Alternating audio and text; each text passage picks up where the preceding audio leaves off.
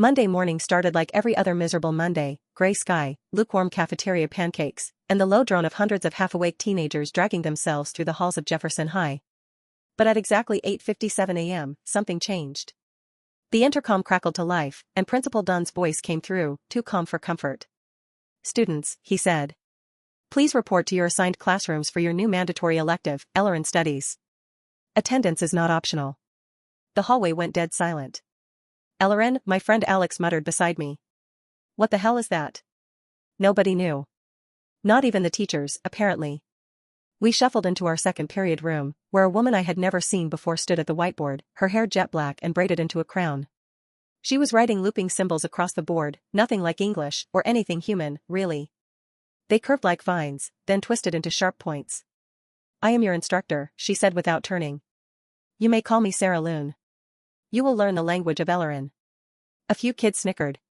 One, I think it was Brandon, whispered, "Bro, is this a cult thing?" Ms. Loon finally turned. Her eyes were a pale, colorless gray. The room fell quiet again. "You may laugh now," she said softly.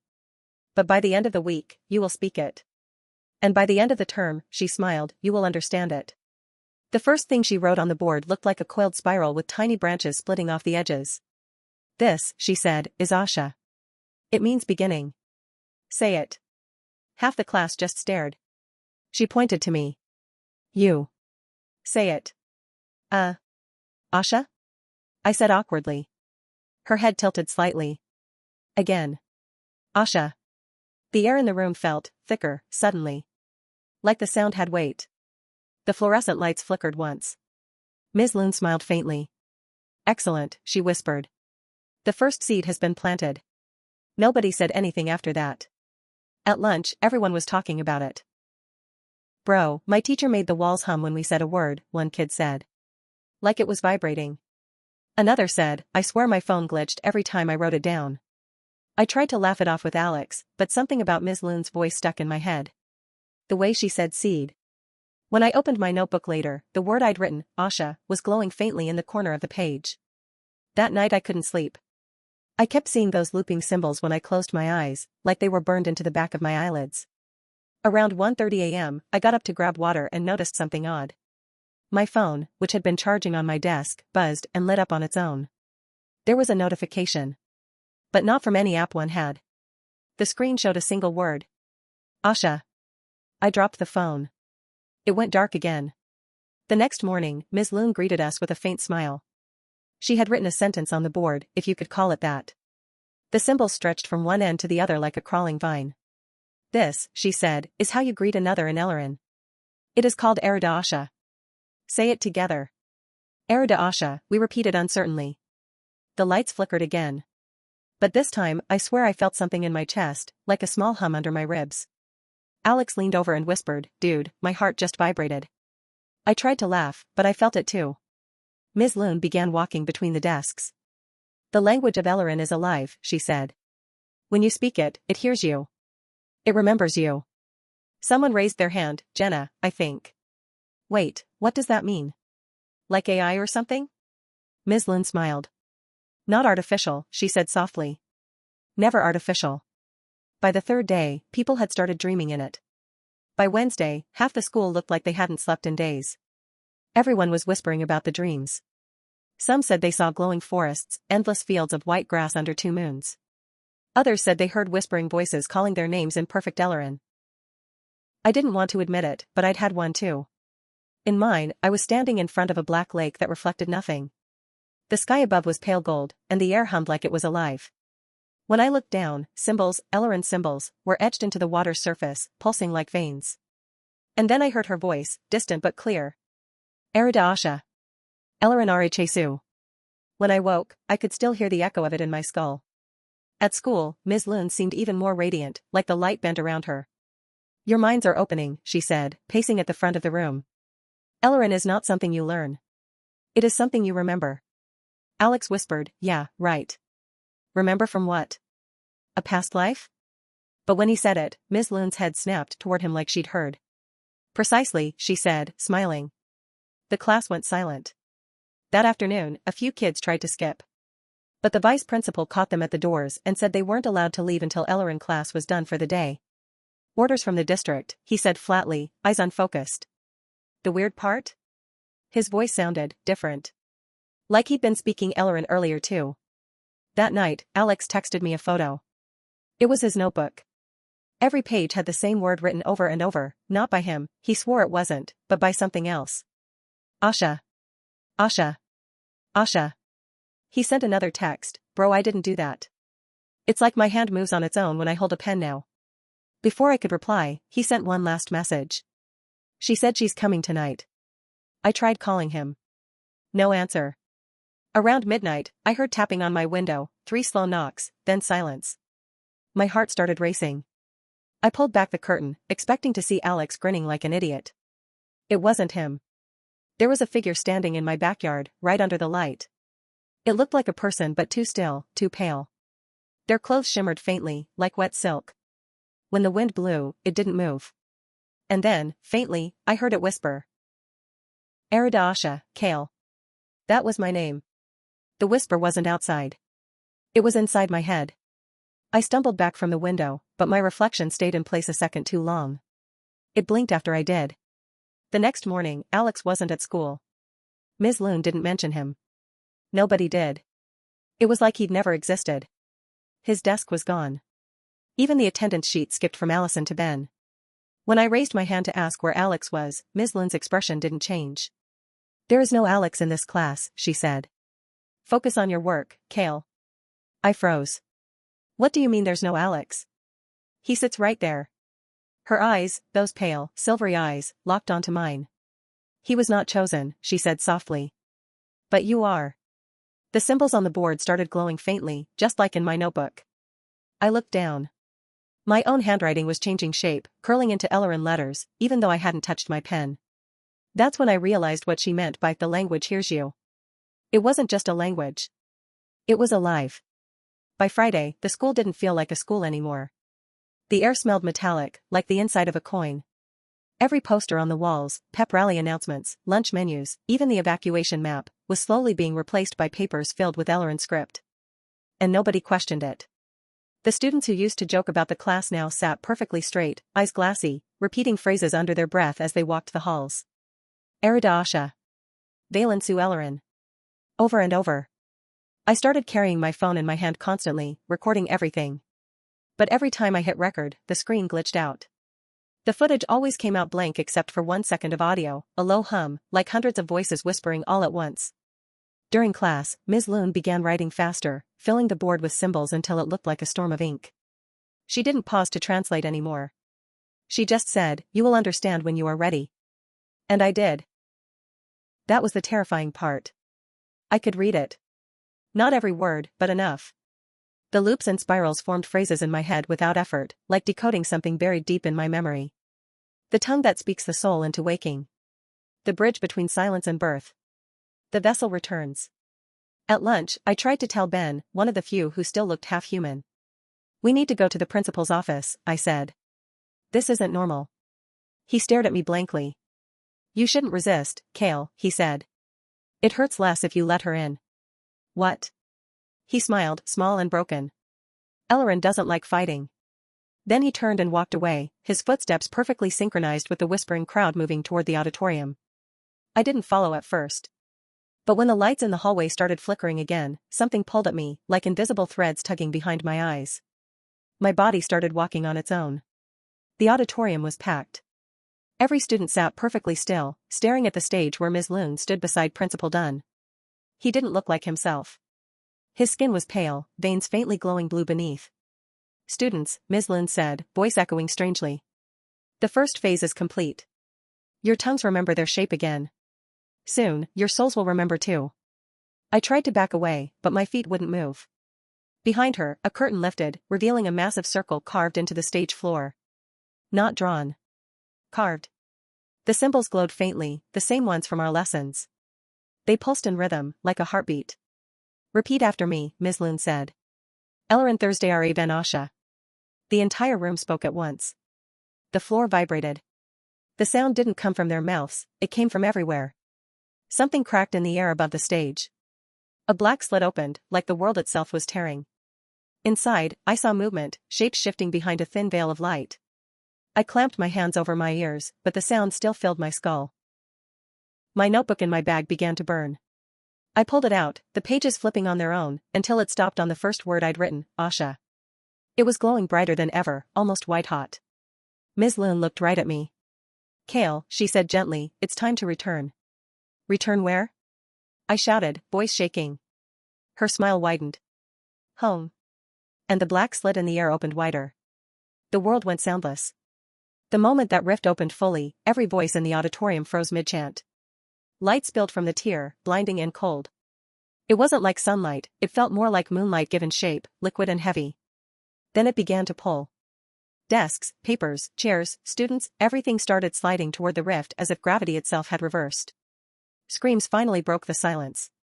People clung to the seats, to the rails, but it didn't matter. The light caught them and drew them in, their bodies vanishing soundlessly into that endless silver glow. I felt it pulling at me too. My shoes scraped the floor as I tried to fight it. Stop. I yelled. Make it stop. Ms. Loon stood calm in the center, her hair floating like she was underwater. She lifted her hands, palms out, whispering words that burned in my ears, Asha Venel, Elarin Thursday. My body jerked forward an inch. My vision dimmed. Then, something inside me snapped. Like a buried circuit breaking open. I could hear her. Not in English. Not even in sound. It was thought, pouring directly into my mind. You were never meant to be separate, Kale. You are a remnant. The last voice that forgot its song. What are you talking about? I shouted, even though my lips barely moved. Elarin is not learned, she said. It is remembered. You once spoke it when the world was new. The words hit something deep inside me, a memory that wasn't mine. A white sky. An ocean of glass. Voices made of light. No, I whispered. Ms. Loon stepped closer. Her eyes weren't gray anymore, they were bright, endless silver. You were one of us. You helped create the lattice of sound that built the first dawn. You fell when the silence took over. Now, you've returned. The light around her surged, spilling across the walls. Symbols began burning into the auditorium ceiling, forming an enormous circle that matched the one on the stage. Students screamed as the light touched them, and then went silent. Their bodies shimmered, dissolved into streaks of silver smoke, and vanished upward into the symbols. I tried to run. But the moment I turned toward the doors, they sealed shut with a metallic hum. Asha, Ms. Loon whispered. The beginning. The light swallowed me whole. When I opened my eyes, I wasn't in the auditorium anymore. I was standing in a field of white grass, stretching endlessly in every direction. Above, 2 moons hung low and still. The air hummed softly, vibrating against my skin. It was the place from my dreams. Except now, it didn't feel like a dream. I turned, and saw Alex. He was standing a few yards away, barefoot, wearing a faintly glowing robe stitched with Elarin symbols. His eyes shimmered silver. Kale, he said, smiling faintly. You finally came back. What is this place? I asked, voice trembling. He looked around slowly. The inside of the word. The space between language and creation. We're home. No. No, this isn't real. I tried to back away, but every direction looked the same, horizonless, perfect. You disappeared, Alex. You. He stepped closer. We didn't disappear. We woke up. Elarin was the key. Behind him, something huge moved through the grass, ripples of silver bending with every step. I couldn't see its shape, only feel it, vast, ancient, aware. Alex tilted his head, eyes unfocused. It's coming. It wants to speak to you. What is it? He smiled wider. The first voice. The one we used to serve. The ground trembled. The hum deepened, turning into a tone so low I felt it in my bones. Symbols began rising from the soil like glowing dust, swirling around us in patterns that looked like writing suspended in air. And then I heard it, an impossible sound, both inside and outside me at once. Kale. Elarin Thursday Ari Ben Asha. The words meant you have remembered the beginning. And when I looked down, my hands were glowing with the same silver light. The sound of that voice filled everything. It wasn't like hearing, it was being heard. Every molecule in me vibrated with the tone, like my body was an instrument and something ancient had just decided to play it. The field rippled again. A shape began to rise from the white grass, at first just light, then form. A towering figure made entirely of symbols and sound, its body shifting through letters that glowed, collapsed, then reformed in spirals of light. I could barely look at it without my mind fracturing around the edges. When it spoke again, the world itself seemed to lean in to listen. You were the first syllable, it said. The one that bound meaning to flesh. You fell when silence was born. Now, the song calls you home. I staggered back, clutching my head. I'm not, whatever you think I am. I'm just a student. I live on Earth. Alex stepped beside me, placing a hand on my shoulder. His touch burned like static. You remember, don't you? The dreams weren't dreams. You were one of the architects. The human world was built from Elarin, the language shaped everything. But you turned away. No. Silence spread, Alex said, his voice overlapping with others now, like hundreds speaking through him. They called it evolution. You called it forgetting. The figure of light lowered itself until it was eye level with me. Its face was a shifting mask of words. Speak the final word, Kale, it said softly. And the silence will end.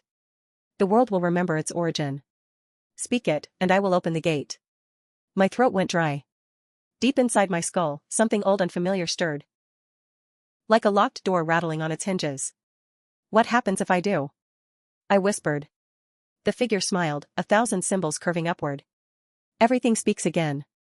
Behind me, I could see the rift, the same black slit from the auditorium, shimmering in midair. Through it, flashes of the real world pulsed like memories, the classroom, my neighborhood, my mother's face. And I realized something horrifying. The rift wasn't a doorway. It was a mirror. Every word we'd spoken in Elarin had reflected back into reality, twisting it. The school, the students, the town, they weren't gone. They were changing. The voice waited patiently. The world held its breath. I could feel the word inside me, begging to be spoken. It wasn't English. It wasn't sound. It was meaning itself, so old and heavy that my tongue trembled under its weight. Alex watched me, his silver eyes shining. Say it, Kale. You can end the silence. You can bring everything back. But I remembered Ms. Loon's smile. The way she said the language hears you. And I realized it didn't just hear. It feeds. What if it doesn't end anything? I said quietly. What if it just starts consuming everything again? The ground shook, and the figure's voice turned sharp. You doubt your origin? I doubt what you've become. It leaned closer, its vast form flickering with anger. The symbols on its body turned red, then black, dripping into the air like ink. Alex stepped forward. Kale, stop. You're thinking like a human again. You've forgotten the harmony. Maybe, I said. But at least humans get to choose what they believe. The figure extended a hand toward me, a glowing storm of letters. Then choose, Kale. Speak or vanish. The silence will claim you either way. The rift behind me pulsed, brighter and louder now. Through it, I could see flashes of students still sitting in the auditorium, alive, but frozen mid-chant, like statues of light. I clenched my fists. My notebook was still in my pocket, somehow untouched. I pulled it out. The first word, Asha, still glowed faintly. The beginning. And I understood. If Asha meant beginning, then maybe there was also a word for ending. Something Elarin didn't want us to know. I raised the notebook high, shouting the only sound that came to me, one that burned through my throat like fire. Rail. The sky split apart. The figure screamed, not with sound, but with collapsing light. The field shattered into shards of silver. The moons imploded. The rift collapsed inward, dragging everything with it. And as the world folded in on itself, I heard one last whisper from Ms. Loon's voice, fading into static. The end is only silence pretending to sleep. Then everything went dark. When I opened my eyes, I was back in my classroom. The morning sun bled through the blinds. Desks were in their usual rows. The whiteboard was clean. Students chatted lazily before the bell, faces familiar, casual, human again. For a few seconds, I thought maybe I'd imagined it all, that the language, Ms. Loon, Alex, the light, had just been one long, shared hallucination. Then I saw the clock. It was ticking backward. I blinked, rubbed my eyes, looked again. Still backward, second hand sweeping counterclockwise in perfect rhythm. Hey, man, a voice said beside me. I turned. Alex. Smiling like nothing had happened. Dude, you look like you've seen a ghost, he said. You ready for the quiz? I stared at him, my throat dry. What day is it? He laughed. Monday. First week of school. We got that new elective today, remember? My blood ran cold. I looked toward the front of the room. The door creaked open. Ms. Loon stepped inside, smiling softly. Her hair was still braided, her eyes the same pale silver gray. She set her briefcase down, picked up a marker, and began writing across the whiteboard in looping, graceful symbols. "Good morning, class," she said sweetly. "Today we begin the most important subject you'll ever learn." She turned toward us. "Welcome to Elarin Studies." The words hit me like a physical blow. The same tone, the same cadence.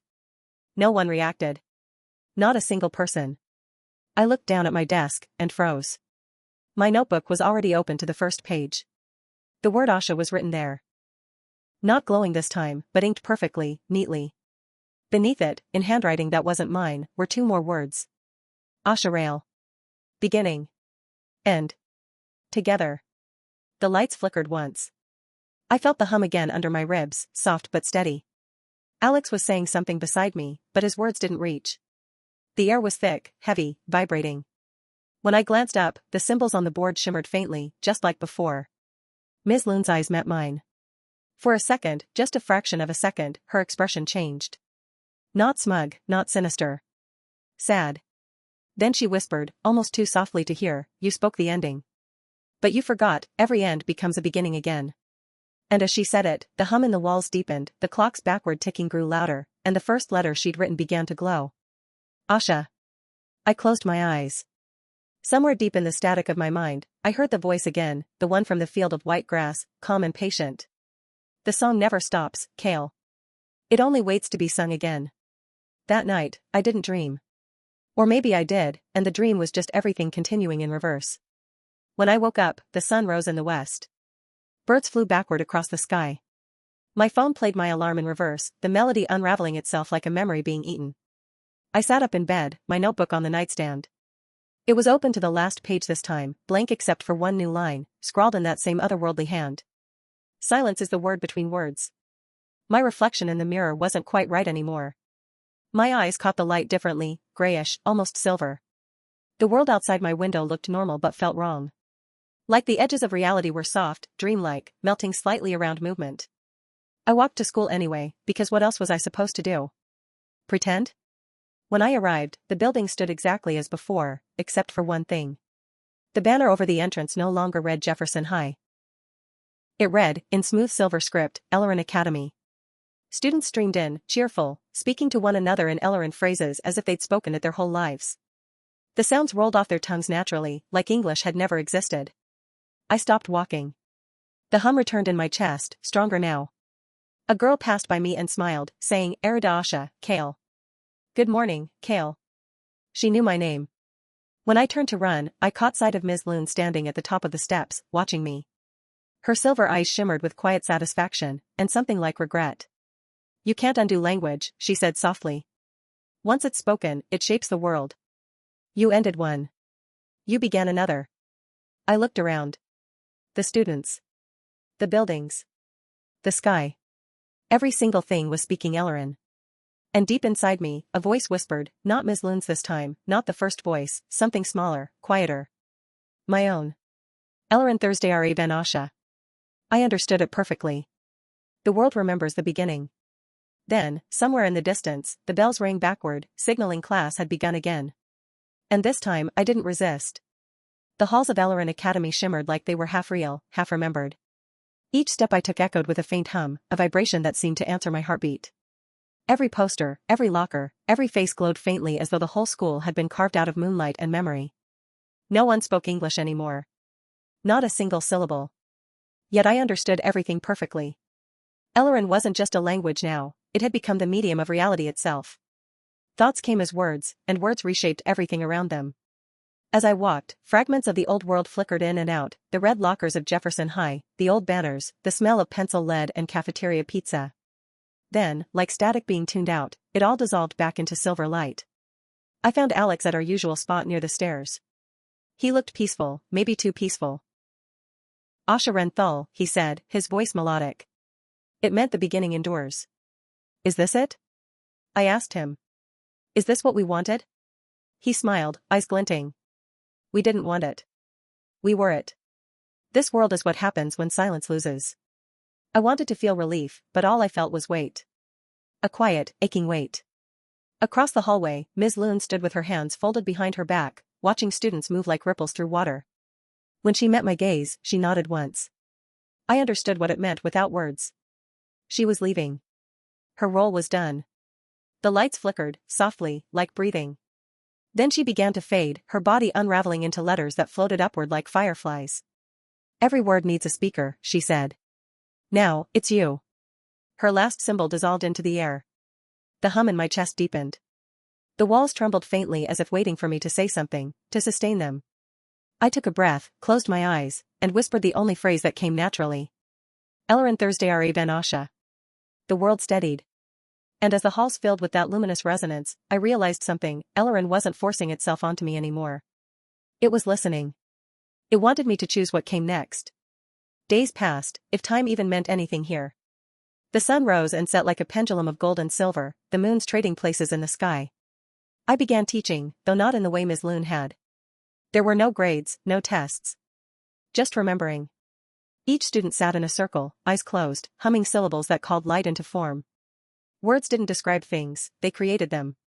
A girl said rail, and a tree sprouted before her eyes, its branches flickering between bark and starlight. A boy whispered Varan, and the sound became rain. The language responded to intention, not memorization. Sometimes, when the class was quiet, I'd catch echoes of earth through the shimmer, streets, laughter, headlights on wet pavement. They were fading, becoming myths whispered in Elarin. And yet, I missed them. Late one night, I stood at the edge of the new world, where the white grass met the horizon of sound. My notebook floated beside me, pages turning in an invisible wind. On the last sheet, one word appeared by itself. Home. But not written in Elarin. In English. I reached out, touching the ink. The letters pulsed once, and a ripple tore through the horizon. I saw my bedroom for a moment, ordinary, quiet, real. The clock ticking forward again. I could step through. I knew I could. Behind me, the hum of the new world deepened, like it was holding its breath. The sky whispered my name in hundreds of voices. Kale. 2 worlds waited, one that had forgotten language, and one born from it. I closed the notebook. Then whispered both words, Asha. Rail. Beginning. End. And as both collided in a single breath, everything became light. When the light cleared, I was floating between 2 skies, one gold, one black. No ground, no horizon, only an infinite expanse of glimmering symbols spiraling outward like galaxies. The words themselves pulsed like living stars, each radiating a hum that merged into an eternal chord. I realized where I was. The origin. The place before language had shape, before thought had walls. Kale, a voice said, not Ms. Loon's, not the first voice, but something quieter, ancient beyond sound. It spoke through the gaps between everything. You've walked the spiral to its center. Tell me, what is a word? I tried to answer, but no sound came. The question wasn't meant to be spoken, it was meant to be known. A word, I thought, is a bridge between nothing and something. And what happens when the bridge is crossed? I don't know. Then you must decide. The galaxies of letters around me flickered. Some began collapsing inward, vanishing into silence. Others flared brighter, rewriting themselves in new forms. The voice continued, Elarin was not created. It awoke. Every world that speaks gives it life, and every silence that follows feeds it sleep. You ended one song and began another, but you never asked what comes after both. A shape formed in front of me, an echo of myself, but older. My reflection stepped forward, glowing faintly silver. His eyes, my eyes, were calm. You can end the cycle, he said. But if you do, language itself will die. No thought, no dream, no story. And if I don't? He looked upward. Then the song goes on, endlessly remaking the same pattern. Birth, speech, silence, rebirth. The world will never stop remembering itself. I floated in silence, torn between 2 eternities. The universe of symbols shimmered expectantly, waiting for my choice. I thought of Alex, of Ms. Loon, of the first time I said Asha. How one sound had rewritten everything I knew. How terrifying and beautiful it was that a word could create life, and destroy it. Slowly, I raised my hand. A single symbol hovered in my palm, trembling with potential. The final word. Let it rest, I whispered. The stars went silent. Silence wasn't absence. It was fullness. When the hum stopped, the galaxies of light folded in on themselves, collapsing into a single point, a glimmer, no larger than a heartbeat. The void didn't feel empty. It felt peaceful, alive in a way that sound never was. The reflection of myself smiled faintly before dissolving into that single spark. Now you understand, it said. Every word needs silence to exist. Every silence needs a word to awaken. You have given both their place. The light drifted into my chest. Warm. Whole.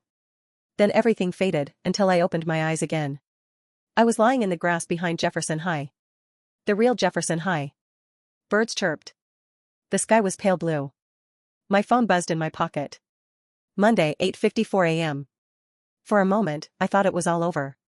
But when I stood up, I saw the faintest shimmer in the air, barely visible, like heat distortion. A whisper rippled through the breeze. Asha. The sound was gentle this time, like a greeting, not a command. I smiled. Yeah, I said quietly. I remember. I walked toward the building. Students chatted around me, laughing, normal again. English words filled the halls. Posters for football tryouts. Bells ringing forward this time. But when I passed a classroom door, I caught sight of a name on the plaque. Sarah Loon, Language Studies. Inside, she sat at her desk, writing in a notebook. She looked up as I paused at the window. For a moment, her expression softened into something almost humanly tender. Then she mouthed one silent phrase I understood instantly. Thank you. I nodded once and kept walking. The hum under my ribs was gone. But every now and then, when the world got quiet enough, I could still hear a faint rhythm beneath it all. The language breathing, dreaming, waiting. Not to control. Not to consume. Just to be remembered.